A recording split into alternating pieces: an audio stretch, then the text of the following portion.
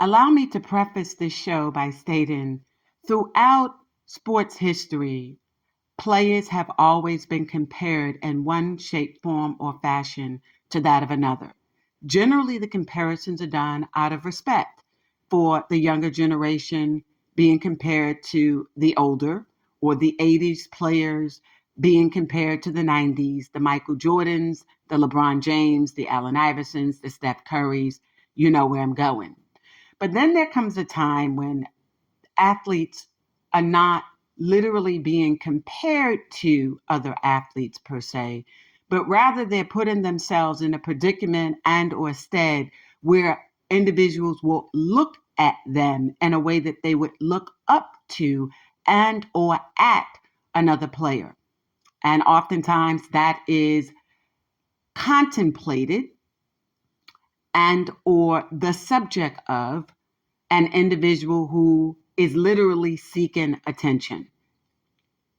And with all due respect, that's exactly what I think is happening with Tre Mann, Charlotte Hornets, former Thunder, and the comparison that's being made between him and Allen Iverson.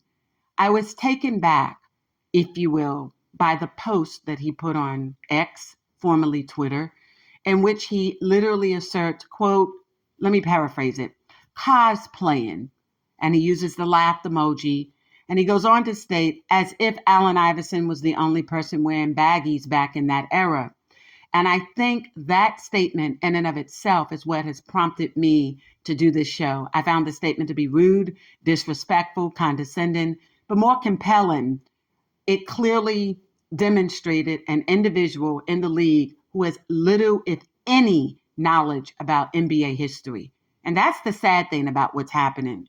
You have a generation of ballers simply just playing based on their so-called athleticism, but notwithstanding that, they bring nothing else to the game. So there's no wonder why he's one of the few rookies to get an extension. It makes plenty of sense now. His priorities are out of whack.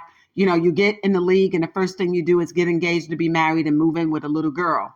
Okay. And then you wonder why you didn't perform the way you did with the Thunders and why you were possibly subject to an immediate trade. Seldom, if ever at all, in NBA history do you have players traded within the first 1 to 2 years of them being in the league. Nevertheless, let me, for edification purposes, say this.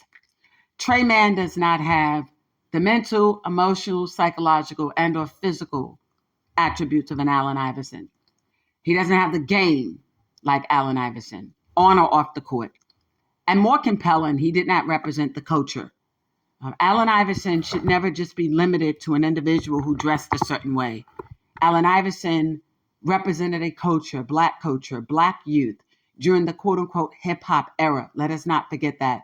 We'll be discussing that more at length in the Ron Ball, The Allen Iverson Way documentary. The trailer is also available here online. Check it out.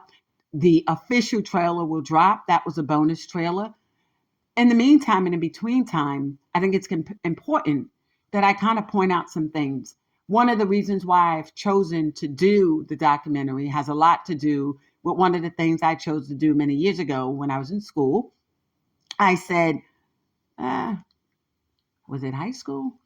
I know it was one of my books from class, and it was a notebook and a class lesson, and I chose Angela Y. Davis, Women, Race, Class, to do my subject on my book report.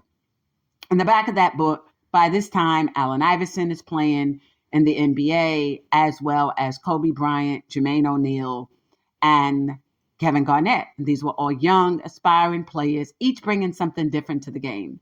Allen Iverson, given his history as one of the Hampton Four, Kobe Bryant being one who came directly out of high school. I think you know where I'm going. So fast forward. In the course of these last few years, I have not only served in the capacity as a journalist, but also a sports sociologist. So the research is there, the knowledge is there. But I've also had the blessing and the opportunity, a lot of you may not know, to meet and interact with the former commissioner, the late David Stern. And so there's things that I look at the NBA today from 2013, 2014. He passed away 2014, if I stand to be corrected. Respectfully, Shiva. That being said, I look at the NBA that he had compared to the NBA of today, both in terms of administration and governance, but also in terms of their players. And again, when I read a tweet or post, if you will, like that of Tre Mann, it is so disrespectful. So let me help you understand this, Tre Mann, why it's disrespectful. It's disrespectful because you are a six man, if at all, coming off the bench, and people are complimenting you and stating that you have a style or a swagger like Allen Iverson. And instead of you accepting it as such, and through that vein, you chose to flip it and sort of laugh at the people as if to say, cosplay, I'm in the NBA. Who's this cat? Who's this kid?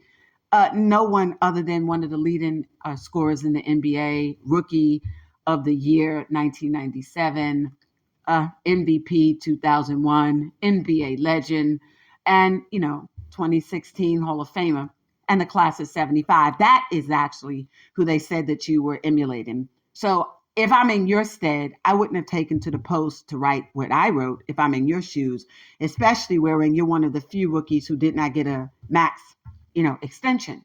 So that speaks volume, and you got traded. Nevertheless, you have, by all accounts, gone out your way to emulate Allen Iverson. And your clothing, from the headband to the arm sleeves, to the wristband, to the baggies, to the afro, to the jerseys. So let us not pretend that you woke up that way. Let us not pretend that you came with the swag.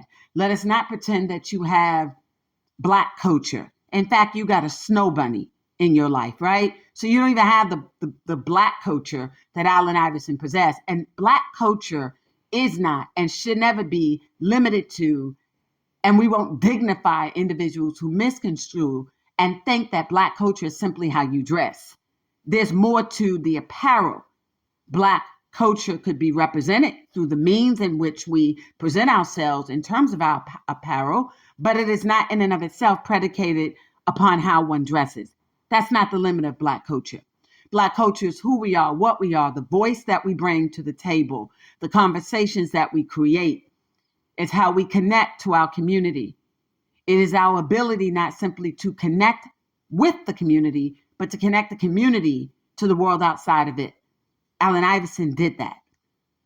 Allen Iverson took a butt whooping to the tune of the Sixers at one point paid upwards of, if I stand to be corrected from the numbers that David gave, I know it was almost like $1 million in fines that the NBA was fining the 76ers for Allen Iverson's apparel, among other things. Okay? So that team, when people keep saying how they've abandoned him and forgotten him, you got to know the history there. And I'll be able to present some of that in the wrong ball the Allen Iverson way. That being because the new owners, Josh Hart and Dave B., they weren't the owners of the 76ers when Allen Iverson played.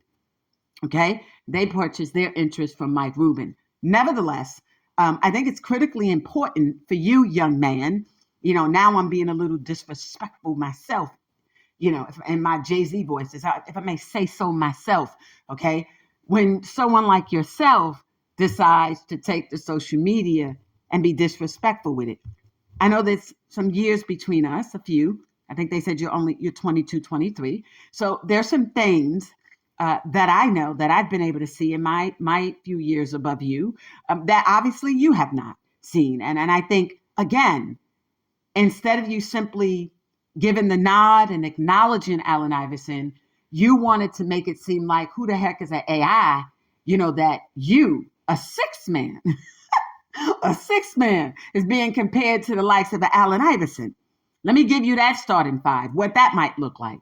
Steph Curry in place of Allen Iverson, LeBron James, Shaquille O'Neal, Michael Jordan. Yeah, I did say AI. And Kobe Bryant. Yeah, okay. I don't see you in any of that. And so the next time someone compliments you, Tre, and suggests that, you're presenting yourself accordingly, take it for what it's worth. But wherein you perpetrate the fraud and you try to pretend like, this is me. I woke up this way. This is how we dress. Hey, I ain't the only one that dressed like that. Let me give you a history check again. Yes, AI is and was the only player in the history of the NBA to ever dress that way from 1956 all the way up to 1996, a 40-year history. No other player came with what they call street clothes. They wanted him to wear suits to personify the business image, conservative, to appeal, if you will, to the advertisers. And that's the heat that David caught, Commissioner Stern. Okay? Your generation won't have that issue. We don't suffer the same way the generation before us did. Why? Because he took the butt whooping for you so that you could dress the way you want to dress, look the way you want to look. But again, you from where? You went to a village charter school in Florida? Florida? Okay, you get where I'm going. Don't you dare act like that's how y'all dress in Florida. No, you don't. Okay? No, you don't. And you were in the villages. So your charter school, the apparel that many of them were wearing then and now is nothing that aligns with the look of Allen Iverson either. Your lifestyle with your snow bunny is not like Allen Iverson's. Your lifestyle, even with the Thunders in Oklahoma, was nothing like the life of Allen Iverson. So to that end, again, where you perpetrate the fraud with the intent to come to Charlotte, where you know Allen Iverson also owns a residence, and he allows himself to be publicly available in Charlotte when he is there, okay? When he is there. So for you to pretend like you don't know anything about how AI dressed, or that you didn't study that or try to make the connection with it, or that you and your agent and or your snow bunny didn't sort of sit there and corroborate, how can we collaborate? How do we actually come together here in an effort to help me create an image for myself in Charlotte? Don't pretend that you woke up that way. You just did not. You went through great effort to take on the slam cover, to take on with the afro and the headband, to take on the practice interview with the do-rag. Okay? I could go on and on, but I won't. You've taken great effort to be seen with the jersey in the same manner in which Allen Iverson was seen. You took on the same manner in which to allow yourself to be photographed and videotaped. So again, this isn't coming to you naturally. This is something you have strategically, either individually and or cooperatively with a group of others as a collective body, done with the sole intent so that you could draw attention to yourself. So here's the deal. If you're going to draw attention to yourself, sixth man, the way that you do that is not by taking on or personifying the image of an NBA legend and then be disrespectful with it, but rather do what that person would do. But you can't. But I get it. But you can always try. One of the things that you could have allowed yourself to do, Trey, was to study his tapes. You know, why didn't you do that? Even get Dean Berry, from Georgetown. He was a walk-on at Georgetown, went to Archbishop in Brooklyn, New York. Why don't you get those videotapes and kind of learn what they're doing, what worked for them? Because it's not working for you. Sixth man. You lose people and the respect of others when you do what you did. When people have compared me to other women that have come before me in this space, I may or may not agree, or I may choose to respectfully agree to disagree. But what I'm not going to do publicly is what you did, and sort of laugh it off as if to say, there were so many other people before this person, that person, and the other. I don't care that this person, that person, and the other person is doing this. I do this better. Or cosplay. I could never do that. I've got better skills than that person. Or I'm doing this. No, we're a collective body. There's a fraternal order in the NBA, young man. And it's one that I think that you need to understand. Tre Mann. Okay? Because otherwise, you're going to draw a lot of people to see a side of you that is not very welcoming or becoming. And wherein you are a sixth man, or you're trying to be the sixth man, and you're coming off the bench, okay, and you're not in the starting five, and you've already been traded, and you didn't get a max extension like Jalen Green, like Scotty Barnes and the like, and that's a different show for a different time. Neither one of them should have gotten it, but what do I know, right? They should have more likely been in your circumstance. But each team knows what they're doing, okay? I'm assuming the Raptors and the Rockets both know what they're doing. At least we hope they do.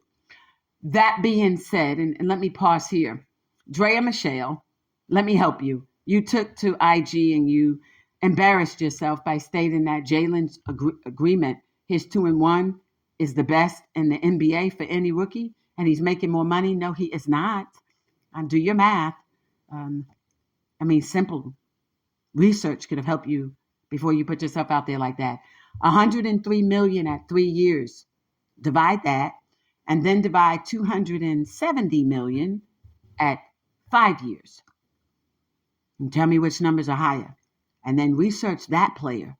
And that's the player whose extension, max extension really is a max.